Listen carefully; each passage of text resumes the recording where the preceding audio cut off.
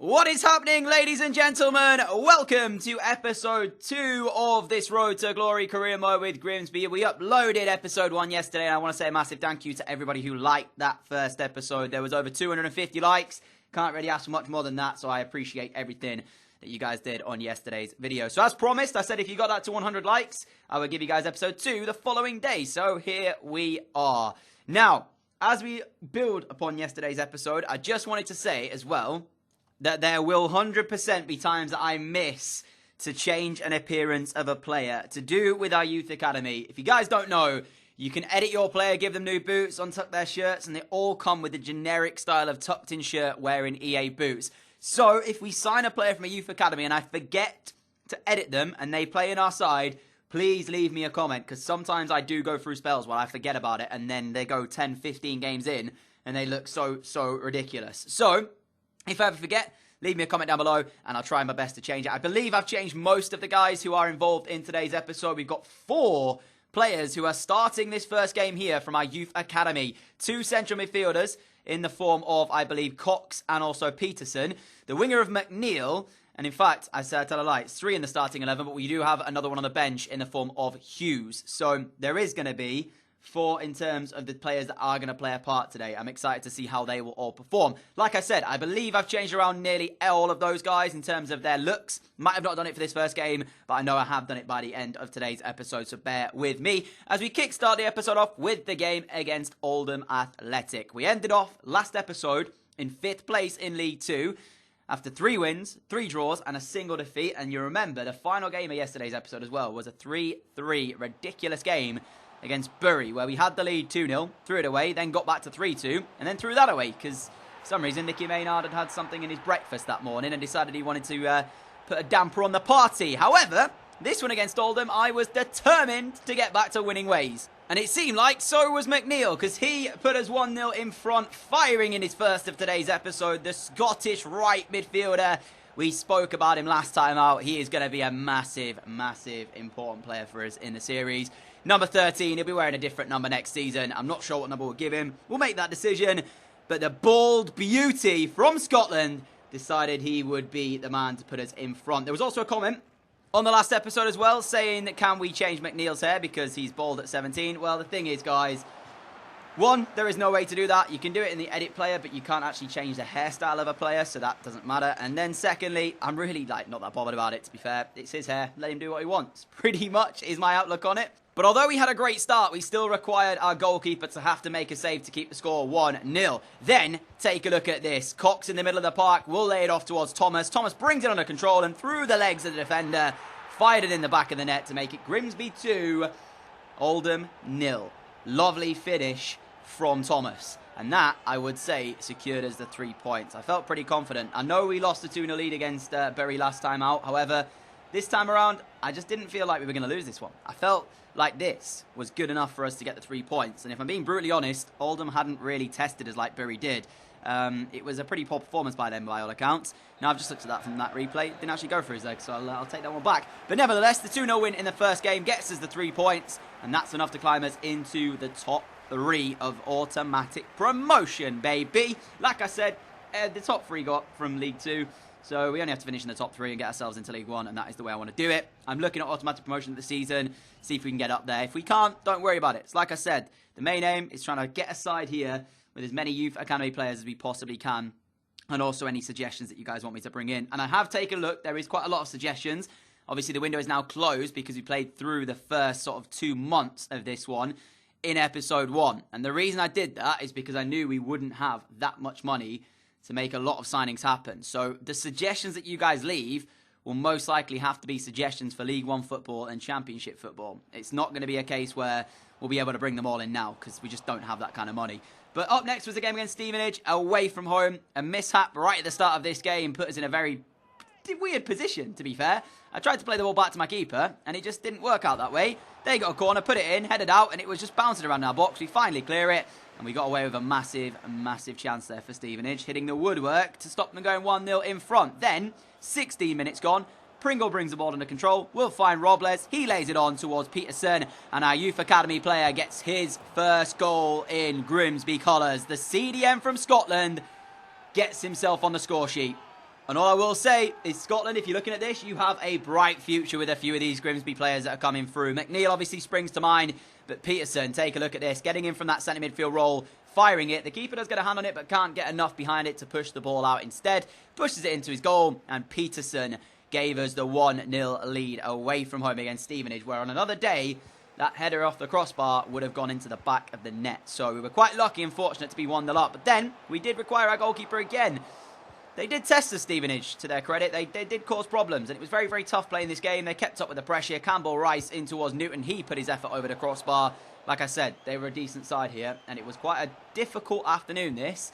But then 39 minutes in, another great move. Laid it through towards Cox. He gets through, and like his centre midfield partner, he is now on the score sheet as well. So both central midfielders getting on the act here. And as you can see, like I said, I've edited them both, so they shouldn't just look generic. If you want me to edit a certain player a certain way, I'm happy to do that. Obviously, if you guys leave me a comment, tell me what kind of parameters you want for a player, I'm quite happy to do that. Right now, I'm just basically working off what I looked at and thought about the player. I didn't change his boots, though. So, yep, he's still wearing the white and black basic boots, but maybe he's not that flashy of a player, Ethan Cox. Maybe he's just, you know, one of those players that likes to do the basics right and doesn't necessarily care for flashy boots or anything. But still, we continue forward. McNeil in again here, you can see, bursting through, holding off his man, and he fired it in to make it Grimsby 3, Stevenage 0. In a game where Stevenage started off so well, everything was going to pot for them. And McNeil's on the score sheet for the second time in this episode. He wasn't on the score sheet for the first two, obviously, but it is 3 different goal scorers, and more importantly, all 3 of today's goal scorers against Stevenage came through the club's youth academy. Not one of these players that have scored is not from our youth academy. How cool is that? So just thought I'd throw that in there. I mean, like I said, I want to try and get as many players through as I possibly can, and we'll keep doing that as long as it continues, really. But then there was time for one more opportunity. 70 minutes gone. Look at this from Cox towards Thomas. One touch, and that is sensational. What a finish from Thomas, assisted by Cox. Everything is going right from our youth academy at the moment. I am so happy with their involvement in this League 2 season. Yeah, we might not be top of the table, we might not be running away with things, but it's so cool to see these players come through and play a part already, because normally what you have to do is when you get a player through your youth academy, you have to train them, because they're just not good enough to come in your first 11. But this is probably the first time I'm actually fully properly using players that have come straight through and they're actually having an impact. 4-0 on the day against Stevenage. Unbelievable, emphatic win. And it was 3 goals from youth academy players and an assist from one as well, which was brilliant. Cox growing to a 58 rated after that game as well with the training. McNeil up to 60 currently. If we can get McNeil to like 65, possibly even high 60s, maybe even 70 by the end of the season, that would be unbelievable. Unreal. Can you imagine a 70 rated McNeil running around in League 1, just tearing it apart? That would be certainly a sight to see. In this game, though, we were facing second from bottom Morecambe at home. So you know what I'm like. I like sim in these games, thinking this will be an easy win, no problem. Famous last words, ladies and gentlemen. Famous last words. Because me thinking, second from bottom, easy, no problem. Yeah, didn't happen like that. We were 0-0 up until like the 30th minute. They ended up going 1-0 in front, 34 minutes in from Oliver. I was thinking, it's still early doors, we'll get back. Don't worry about it, people. Then they went 2-0 up through Mandenville. Well, yep, second from bottom Morecambe have beaten us. As we were climbing up the table, we were in the top 3 at this stage. Well, that was fun, wasn't it? Morecambe 2, Grimsby 0. We'll put that one to the back of it. But there we go. Straight after that, again, more training. McNeil now up to 61.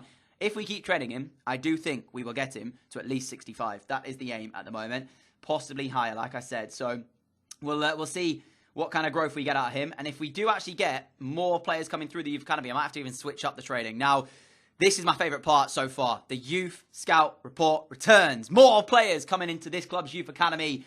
Really excited about a lot of these guys as well. And I'm telling you right now, get ready to see our future goalkeeper, because he's here, ladies and gentlemen, from the Republic of Ireland. You'll see who it is in just a moment's time. Rob Clark in the club as well, another goalkeeper, this time from Scotland.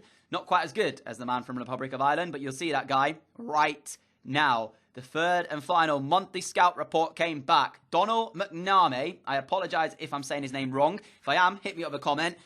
A 6'3" Republic of Ireland goalkeeper. And honestly, wait till you see his potential pop up in just a moment. I got it wrong anyway. It was Dave Gray was the man we got from Scotland.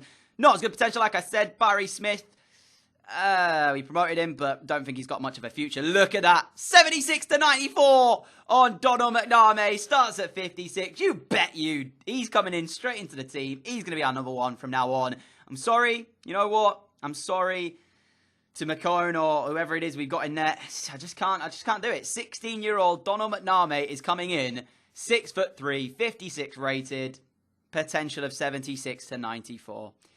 I mean, there's our goalkeeper sorted. There he is. That's all we need. He's now going to play pretty much every single game, I think, unless there's a problem with him, until the end of the season. Until the end of the series, in fact. Because largely what happens is, once you get one good goalkeeper, you can train them up, and then they're just unbelievable. We're 5th place going into this game against Carlisle United, who I think was second from bottom. So Morecambe, who were, have swapped places, and now it's Carlisle who are second from bottom. We're surely not going to have 2 in a row where we have a collapse. Well, Yates down the right-hand side for Carlisle. Broke inside, found Jones. 1-0 Carlisle. Away from home. Second from bottom again. We lost 2-0 to Morecambe. We were then facing second at the bottom again in the form of Carlisle. And we were 1-0 down already in McNamee's first game. I mean, I can't even blame him for that because, you know, that's a free header effectively from a really good area. So I'm not going to blame him, but we do need to try and get back, as Robles was the man to pull us back on level terms. He is sensational. He scored 5 last episode, and that, I believe, is now his 7th of the season in 8 games. That's almost a goal a game at the moment. It's crazy to see just how much of an impact he's having on this league. But we were back on level terms. Wasn't a great performance because Yates again went down the right. Another cross, another finish. 2-1 Carlisle, 10 minutes to go. I don't know what was happening to us when you consider earlier on we'd beaten Stevenage by 4 goals to 0. And now we came here looking at this game thinking, walk in the park. And it really wasn't. 2-1 down, having to find a way back into it. Thomas finding Hughes a substitute, our 5-star week for Englishman. He laid it inside towards Thomas. Couldn't get the shot away, but it fell for Hooper, who smashed it into the top corner to make it 2-2. And we were back on level terms again, rescuing a point, which was still pretty bad in the grand scheme of things. You know, we're 5th place. We want to be winning these games convincingly. And that just wasn't the way that it panned out. So, full credit to Carlisle. They pushed us right until the end. And that was the only way the game would finish. 2-2 draw, a point apiece. It's probably a fair result. But I got to say, I was very disappointed in the team after that one. Following that, we had a home game at Blundell Park with a visit of Port Vale, wanting to get back to winning ways again. Because, like I said, we dropped points against Morecambe, we dropped points against Carlisle. We had to get something in this one. And it took right until the 77th minute when substitute Hughes came on, laid it across towards Cox. And he would put us in front with 12 minutes remaining. Like I said, a lot of these Youth Academy players that are coming through are making impacts. And it is so good to see no more than Cox, who has now got another goal to his name for the club, which is brilliant, like I've said previously. I mean, what more can you say?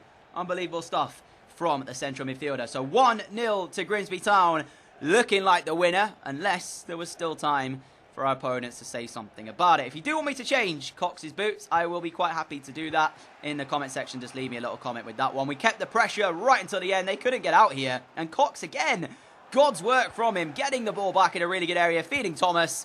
He would double our advantage with 3 minutes to go. So Grimsby securing themselves the 3 points today. No doubt about that. We knew what was coming from that one. And we knew exactly how it was going to finish. 2-0 winners on the night. No doubt about it from that situation. If we'd have lost it from here, there's only really one person to blame. And that was myself. So, you know, we'll take that with both hands quite easily. I'm quite happy with the result there. Because I feel like, you know, the game against Morecambe, we lost that 2-0. We then go into the game against Carlisle. We concede twice. We come back to draw it 2-2. We then come here and win. So that's what I'd say title winning sides do. You know, when they're playing badly, they still get a result. We didn't play great against Carlisle. We still got the draw. We didn't play great there against Port Vale. We still got the win. So that moved us up into 3rd place. But at the moment, we're 6 points off of top spot currently, which is crazy. Absolutely ridiculous. We're 6 points off of the 1st place team, and we're 3rd. So, what does that tell you about this league? Anything is possible. Mansfield up next, and that is the final game we'll play of today's episode. And they started off really well. Inside 5 minutes, McDonald went close and really, really nearly put the home side ahead. That would have been some goal from him as well if he was able to convert that.